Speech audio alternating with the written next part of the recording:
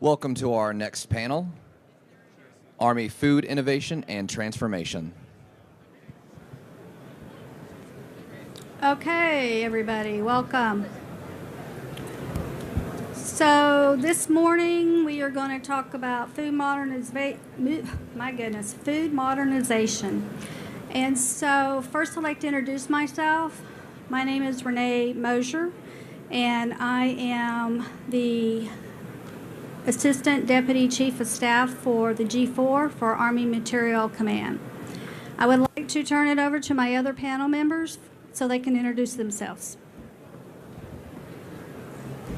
Hi, I'm Sydney Smith. I'm the Director of Supply for the Army G4.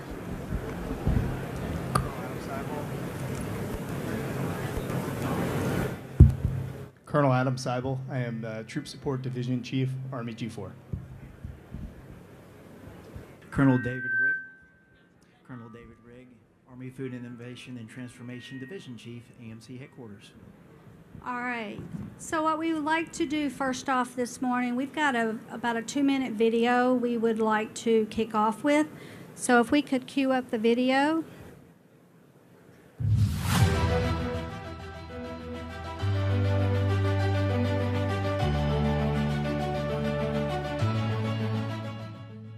The U.S. Army is taking a fresh approach to food service, with a primary goal ensuring soldiers have access to affordable, healthy, and personalized dining options.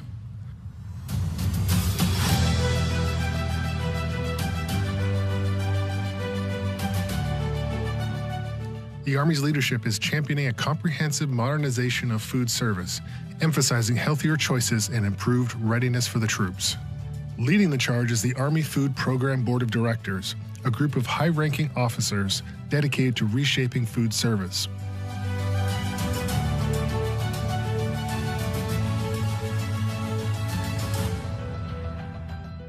As part of the strategy, teams are being dispatched to conduct installation assessments, starting at Fort Cavazos, Texas, with the goal of understanding food service across all bases.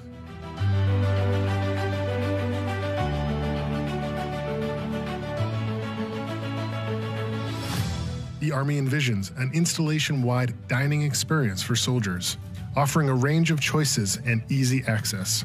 They're actively seeking soldier input on what food options they prefer, exploring collaborations with on-post service partners to allow soldiers to use meal cards for a broader range of purchases is also on the agenda.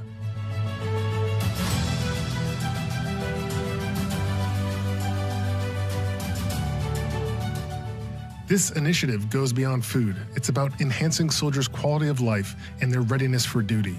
The modernization of the Army Food Program is seen as essential for recruitment and retention. Stay tuned for updates on how the U.S. Army is catering to the dining needs and preferences of our dedicated servicemen and women. From AMC Public Affairs, this is Eben Boothby. Okay, so I'm going to turn this over to Miss Sydney Smith, and she's going to kick us off, and then we'll go down the line with the other panel members. Sydney?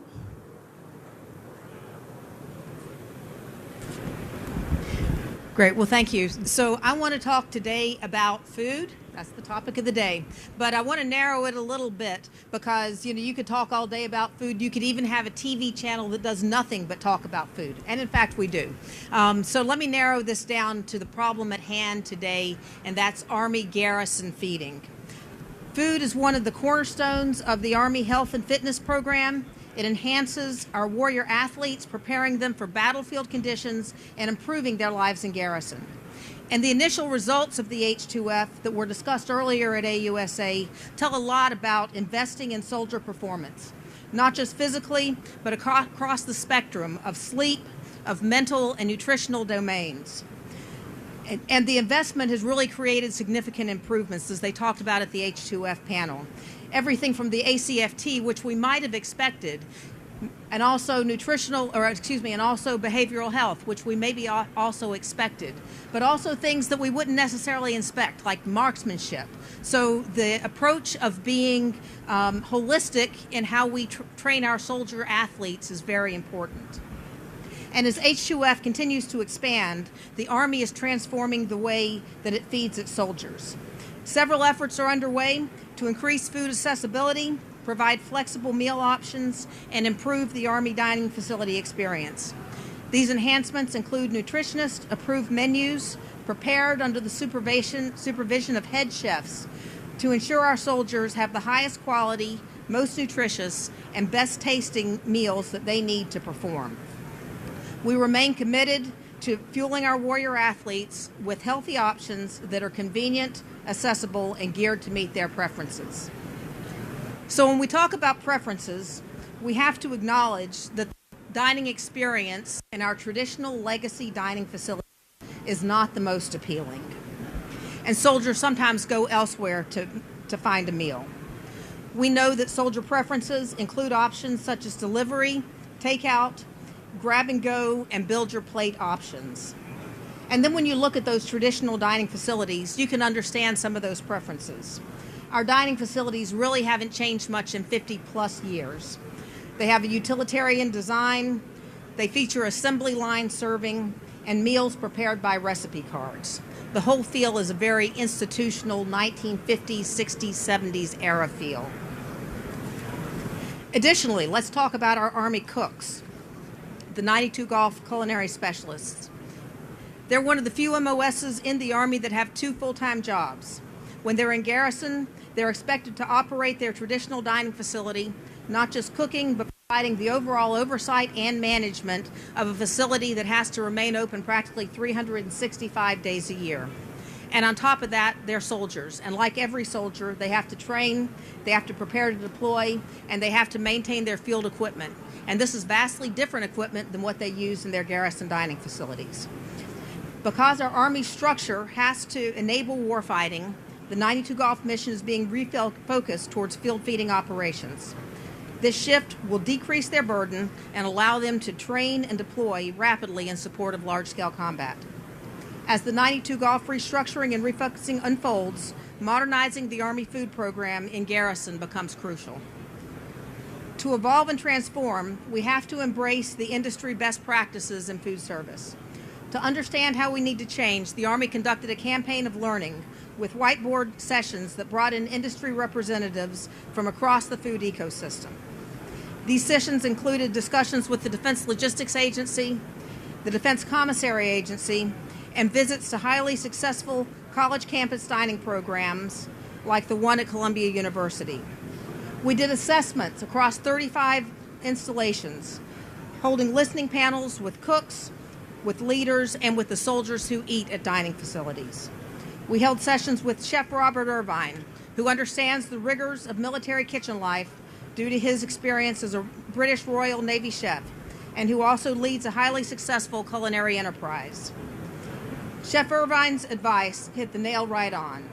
We've got to provide soldiers with quality, appetizing, easily accessible, and desirable meal options.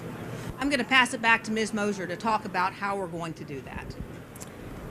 Okay, so how are we going to implement the Army food strategy? It's a very deliberate approach that we are working our way through. Orient you a bit to the slide. I'm not going to speak this slide. The slide pretty well speaks for itself. But the first thing we did, based upon the guidance and partnership with Headquarters DAG4, we had to come up with an Army strategy. How are we going to implement campus-style dining across the enterprise, every post-camping station in the Army? Ms. Smith hit upon the 35 installation assessments, and I'll expound on that in just a second. You can see from a timeline perspective, there's no dates. So we have been working diligently over the past year in regards to identifying the language that we want to see in the performance works statement and the RFP that we will be putting out. The language has been very carefully worded to get after some of the things that Ms. Smith mentioned. The ambiance of a DFAC. We're going to change the ambiance of the dining experience of a service member. And I use dining experience deliberately. It's more than just going to the chow hall and getting, chow. It is now going to be a more pleasurable experience with options. There will be several food stations available, in addition to more flexible hours that meet the service member mission requirements. These are some of the things that we have ensured that we put in the current solicitation that when we get ready to put it out for bid. You can also see the pilot locations. The pilot locations were very deliberately selected based upon data analytics performed by the AMC MCOM team. They were not just picked out of a hat, as some people have alluded to. We made very deliberate choices in regards to the pilot locations. The actual DFAC, the building, was picked by the senior commander of each of these 5 locations. So we are working our way, as I stated, very deliberately to get to the point where we are ready to put the RFP on the street. So how are we governing the process? How are we making sure we're staying in sync with what the commanders, the sergeant majors, our food advisors, what their wishes are? One of the tools we used, we did go out, Colonel Dave Riggs at the end, he and his team, they went and visited 35 installations in about 90 days. Is that about right, Dave? In those visits, they sat down with not only the senior commanders, they did an outbrief with every senior commander at each installation, but the sergeant majors, the food advisors, the 92 Gulfs, and they sit down with the service members that were eating at the DFAC locations. So they brought all of the information back from those 35 assessments, and again, using the data analytics, we built the requirements that you will see once we put this out for solicitation. Soldiers want meals to go. They want to be able to go to the DFAC, and they want to take meals back to their barracks. They want more flexible hours. They want to have choices. And so we heard what the service member has said that they would like to see, again, using the Sergeant Major Food Advisor resources. And that is how we have built this as we go out and we look at campus-style dining. Overseeing the governance is a bod of senior leaders led by the Army G4, Lieutenant General Hoyle, led by the AMC Acting Commander, DCG, Lieutenant General Mohan, and the CASCOM Commander, Major General Donahue. We have also brought in advisors within that board from each of the ACOMs, ASCs, Cs, and DRUs. Why am I telling you this? We have not done this rollout, this plan, the strategy that we have put forth in a vacuum. This has been a very deliberate phased process, informed as we are working one of the most complex and complicated programs that I have ever worked in my career. I'm here to tell you that. Okay, so I think I've hit every bullet on the slide. What we would like to do is transition to questions. So we wanted to leave the most of our time in this Warriors Corner because we received several questions and we expect to receive several questions from the audience. So we may have to phone a couple of friends And we've got Colonel Rigg and Colonel Swable. They have joined us because they are the ones that are actually executing. And so let's get going with questions. All right, sir, I think your hand went up first. Thank you. As part of the food strategy, we've seen some of the changes, namely the kiosks become a bigger presence across the force. In previous statements, the Army has said the kiosks are an extension of the DFAC and not required to follow nutritional standards by regulation. And so we have installations that are reducing DFAC access or turning it off completely.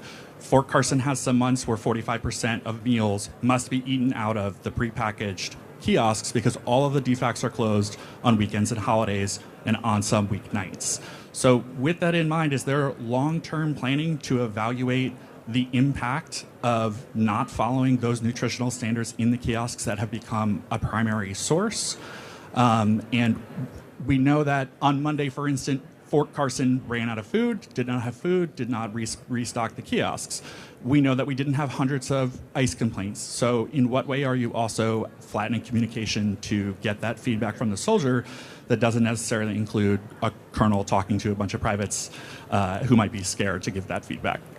Okay, I'm going to start. That was about a 3 or 4 question in one. So I'm going to start and then we'll turn it over. But I do want to address one thing that I should have talked about prior to turning it over to questions. And it is how we are evaluating the ecosystem across every installation. There is no installation in the Army that is the same. I think we can all agree upon that.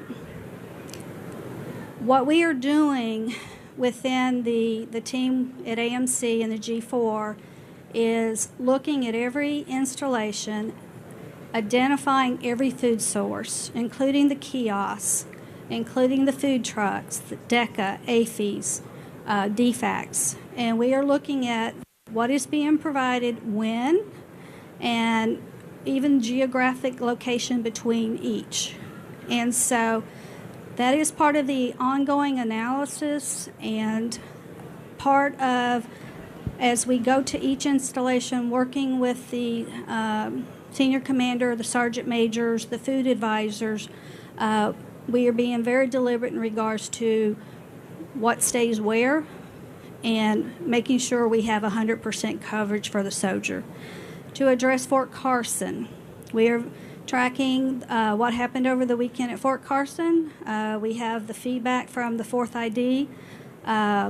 So I don't want to get in front of that commander in regards to Fort Carson, but some training. We are learning. So what we are doing with rolling out, modernizing food, using kiosks, using Victory Fresh, using DFACs, this is learning, and we are all learning as we go. We have, as Ms. Smith referenced, we brought in expertise. But every installation, as I stated up front, has a significantly different scenario. Are we going to fall? Are we going to fumble? Yes. But we're learning. And so the kiosk at Fort Carson, they are learning. And I would like to just leave that there. All right. Colonel Swable, I think you had something to add. So I'll just piggyback on that a little bit. So understanding the kiosks for the Army. So currently there's 18 kiosks that are operational in the Army. There's going to be about 24 total. Understanding that kiosks get their food from the Defense Commissary. So what is currently on a menu at a kiosk can change. So we as the Army have control over that. So that is definitely something that Headquarters DAG4, AMC, all the food, ecosystem team is looking at currently. We've heard feedback like that. It has not fallen on deaf ears. We have met with the Defense Commissary Exchange to talk about changing up options on kiosks in the Army based on demand, based on what soldiers want, and also based on the fact that, to your point that you said, some things are just prepackaged, right? And that's all soldiers have options to eat. So it is being worked, and like this entire pilot, changing this entire ecosystem is taking some time, but we are in the works currently of doing that. So I don't want you to think that what you see on a kiosk today has to stay there in perpetuity, because it definitely does not. So if the soldiers at Fort Carson want more sushi options, or they want more,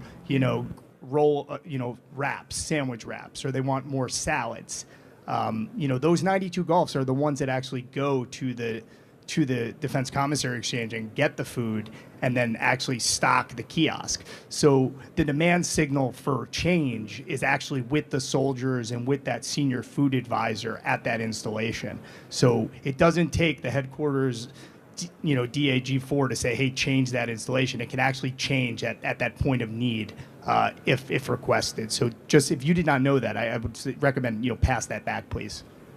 Okay.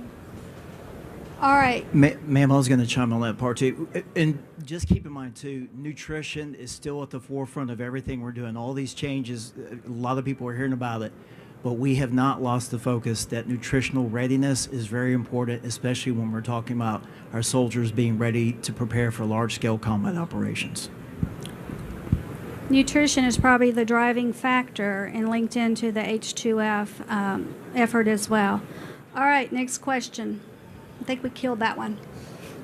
Todd South, Army Times. 2 questions, please. One, if you could please expand a little bit further on the general timeline, like when the RFP is possibly expected, just rough time frame, and then after that, when we might see some changes post-pilots, just a kind of a rough timeline on rolling some of this out, please. And secondarily, you're talking about expanded hours. You're actually talking about, I think, a dining experience that might require a workforce not available in some of the areas where these bases are. So how are you addressing incentivizing a civilian workforce on these installations when there's a paucity of workforce period in those areas? In the more remote locations. Is that what you're talking about? And so I will hit very quickly. I'm not going to give you a date, okay, for the RFP when it hits.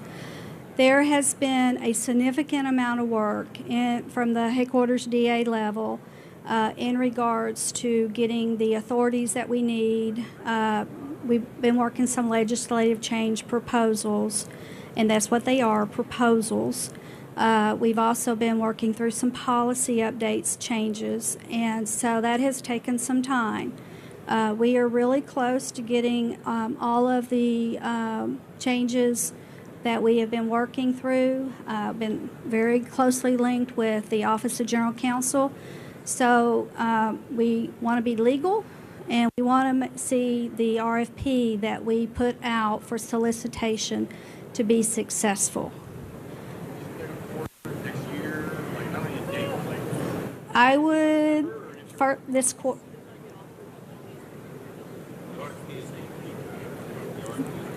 Right. So you heard that. So Army G4, their responsibility. So we're ready. We're close, and I'm going to leave it at that. In regards to remote locations, so that will be a challenge, and that's something that we're looking at now. We have to ensure, one of the things that we have to be very deliberate in our approach is we want to be successful at this. So looking at the workforce outside the installation, those remote locations, a lot of that will be incumbent upon the vendor to ensure he has the appropriate workforce at those locations. But that doesn't mean that the Army cannot help assist. And there's a lot of other Army family programs that is in, within our G1, within, the Secretary and the Chief's priorities of getting after bringing people to some of these remote locations. So we're going to tap into a lot of those efforts as well. But we have done, so let me just finish with, when we did the 35 installations, we have identified those gaps, and we know today where we are going to have challenges, and that is one of them that we are addressing. All right, next question. All right, come on. All right, sir. Anything. Is the BDFA going to be increased for the soldiers? Go ahead, Sydney. That's a policy. Yeah, let me talk about that a little bit. So we do envision a different way of reimbursing the vendors that will be operating the dining facilities, and it's a combination of the BDFA that goes now, as well as other funding that we already provide to run our traditional DFACs. So increase, not necessarily different funding. Yes. Sir? Hi, would you mind defining BDFA first before we move on? Okay. Basic daily food allowance. As it relates to this program, so will this be an Army managed program for all the installations? Is the Army only managing it for the Army, and the other services will have their own food service contracts? Right. So this is part of the Army food program, and I think Ms. Mosier hit on it earlier. The first 5 installations are pilots. We seek to learn from those. We seek to make sure that we have the right programming and the right policy that goes along with those, and then the intent is that it expand Army-wide. And another point I'd like to expound on that I should have stated earlier. Part of the premise of what we are rolling out is a dining experience. I think you heard me say that up front. We have conducted enough analysis that what we are working toward is not, as we stated up front, this is not yesterday's DFAC. This is a more modernized DFAC. We want families to come and eat in these DFACs as they would a restaurant. So we're looking to include the entire installation in this campus-style dining experience. What each dining, each one of the, not DFACs, the campus-style dining facilities will be a master chef and a nutritionist.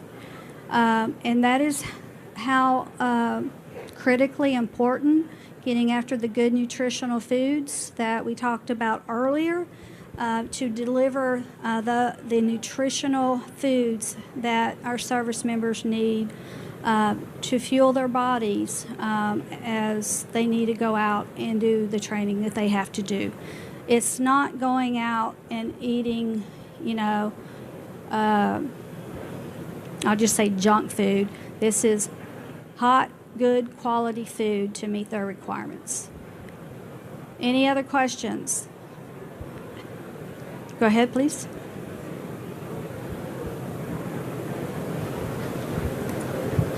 Kind of piggybacking on the question about the nutritional standards for the kiosks. So the map shows the inclusion of AFES, MWR, as a potential location to utilize their meal card entitlement. So how will there be more scrutiny with the businesses that we bring on installations to meet those nutritional standards? For example, RCG General Francis in the H2F panel yesterday said, well, nobody goes to Burger King and looks for a salad. Well, Burger King doesn't offer a salad. So even if they were, that's not a choice. So how do we ensure that those businesses that AFES is contracting with meet the standards that we're setting for nutrition? So one, I can't address the individual restaurants that come onto an installation. What I can address is we are building a capability to getting after options for the service member, and this is not part, I want to stress this, not part of the RFP timeline. This is ongoing actions based upon feedback from the service member. But we are working to build an IT solution using the service member's card, and he can go take his entitlement and take that outside of the dining location. So if the service member, for example, wants to go to Panera and buy a healthy meal And that is the key point, because we can build conditions of what they can buy using their daily allowance for food. And so it's not that they're going to be able to go and buy the hamburger at Burger King, because they will not be allowed, it will not accept their card. We can't, every individual has a choice where they go to eat, and we know this. What we can do is set the condition so they have the healthy options available. And that is coming. This will, but not contingent upon the rollout. Ma'am, could I add something to that too? Sure. So great question, by the way. So that's another project that we're working, like Ms. Mosier mentioned, that's a separate effort, but still part of the big Army Food Program initiative that we're working. We are working very closely with the dietitians at the OSD level to make sure that as we move into that initiative, we stay focused on nutritional readiness. Like I said before, we have not lost focus on nutrition. And so that's why we got to just continually work with them. And so I just want to make sure we point it out. Like she said, it's not the intent that they just go get whatever they want, but rather and it was because we wanted to give them an expanded food service option, because in those installation assessments, one of the things that they pointed out was it just seems that there's nothing ever available, and we like more options, more availability, and they presented that for us. So. And so just one more point to that, the work with DHA and with nutritionists, it's about what is acceptable, not you get the whole menu. You get a small portion of the menu that meets nutritional standards. Okay. You had a question. Did you have a, oh, for you. Okay, go ahead. I did. This one will be shorter, I promise. FSC and BSBs tend to focus on field feeding operations. There aren't a lot of METs that are related to DFAC feeding. They tend to be focused around field feeding. And ATP 441 mentions DFACs, but associated TEOs don't. And so it seems like maybe commanders are incentivized to focus on field feeding, since we don't seem to have any essential tasks for DFACs by and large. So is there a doctrinal change that's considered for 92 Golfs to focus more on, garrison feeding than field feeding? So the remissioning of 92 Golfs is all about being able to make them successful in their field feeding operation, and garrison operations we envision with the pilot and beyond to that, for that to become primarily a commercial operation to support our soldiers. So the remissioning of the 92 Golfs is critical as part of this, again, to make sure that they are successful and able to do those METs as you described in our doctrine. And to add to that, that is one of the considerations as we are going through and selecting the locations where we roll this out. The stationing actions that are ongoing, the R-Struck, the 92 Golf, and current contractual type vehicles that a location may be under today. So we're taking a very deliberate approach so we don't have that gap. But a lot of what is driving us is the 92 Golf restructuring and the stationing. So we're linked in with all of those efforts as we're rolling this out. We are not doing this in a vacuum, trust me. All right, any other questions? Okay, we got one in the very back, I think. When you talk about the Panera option, I can just see soldiers preferring that over DFAC. Is there a plan to prevent them from choosing that option? I'll give an example. Here at Fort Myer, best DFAC in the Army, in my opinion. I will go there randomly throughout the week. If you haven't been there, great option. However, some days it's just easier to go to Subway because it takes too long to get it, park, go inside, find the food. Sometimes the DFAC is just too complicated. With that in mind, when we add these additional options, is there a plan to not disenfranchise the DFAC because those other options exist? So I'll take that one. So I think the best way to look at it is competition. Competition is good, right? So if we want a commercial vendor, we're going toward, the future is commercial vendor operating our dining facilities because of the 92 Gulf reduction, right? So if a commercial vendor is going to be successful, just like in any, town, city in America, they're going to have to, do what they have to do to make people want to come in the door. So I personally want to go to Jersey Mike's instead of going to Subway, right? I think Jersey Mike's makes a better sub. They slice their meat in front of me instead of taking it out of a bag. That's where I want to go. So the soldier, 18 to 24-year-old essential station, messing, barrack soldier population, right? Same mindset. There's a reason why they want to go to Chipotle. So guess what? If that new dining facility wants more foot traffic from soldiers, families, other personnel, then they're going to make it happen. And that's what industry is doing on college campuses all across America right now. So there's no reason why whoever it is that bids against this can't do that on a military installation. If they could do it at a football stadium, a college campus, they could do it right on a military installation as well.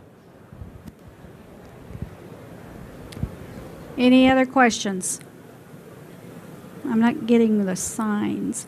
All right. So I'll turn to the panel. Any closing remarks before we close this down?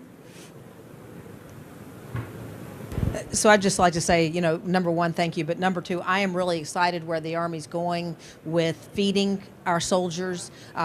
We talked about Garrison today. Really, that's about enabling our 92 Golf soldiers to be able to do that mission in combat. And it's about being able to support large-scale combat operations. And truly, like this whole theme, is transformation in contact. No, just in closing, I think the team is well nested, but also very committed. You have a lot of folks. You have food service professionals. You have people that love food. You have people that care about soldiers, all the way up to the secretary level. This is a committed effort. So I think that's a big takeaway. Well, just like the gentleman from the Army Times brought up here, just rest assured, a lot of work has been done in this space, and there's much work to still be done. I'm excited I was brought on to this effort a little over a year ago, and I've been challenging my team to be innovative, creative, so that way we can transform the way we want to be. And this is going to be a continuous transformation in this space. And I'm very much looking forward to it, and looking forward to working with ForceCom, TRADOC, USERPAC, USRAF, because those are our customers. Okay. I think that sums it up nicely. I hope everybody has a great AUSA Day. And thank you for your questions and your participation.